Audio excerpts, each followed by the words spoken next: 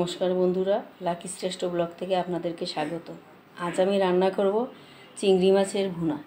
এখানে আমি চিংড়ি মাছ ভালো করে কেটে ধুয়ে নিয়েছি লবণ, পেঁয়াজ বাটা, কাঁচামরিচ বাটা, ফোড়নের জন্য নিয়েছি পেঁয়াজ কুচি, তেজপাতা, কাঁচামরিচ, দারচিনি। আমি মাছগুলোকে হলুদ লবণ দিয়ে ভালোভাবে মেখে এবার আমি মাছগুলোকে ভেজে নেব। মাছ ভাজা হয়ে গেছে, এবার আমি ফোড়নে দিয়ে দিব গোটা তেজপাতা, দারচিনি, কেটে রাখা পেঁয়াজ কুচি।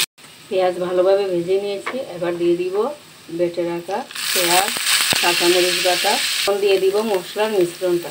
এখানে আছে জিরা বাটা, আদা বাটা, ধনিয়ার গুঁড়া, হলুদ, মরিচ। এখন দিয়ে দিব পরিমাণ মতো লবণ। মশলা ভালোভাবে কষিয়ে আসছে, এবার আমি ভেজে রাখা চিংড়ি মাছগুলো দিয়ে দিব পরিমাণ মতো জল, কাঁচামরিচ। তরকারি হয়ে গেছে, এবার উপর থেকে গরম মশলার গুঁড়া দিয়ে নামিয়ে নিব। তৈরি হয়ে গেল চিংড়ি মাছের ভুনা। এই রান্নাটি যদি আপনাদের ভালো লেগে থাকে তাহলে অবশ্যই আপনারা লাইক, শেয়ার, সাবস্ক্রাইব করবেন, আমার পাশে থাকবেন। ধন্যবাদ সবাইকে।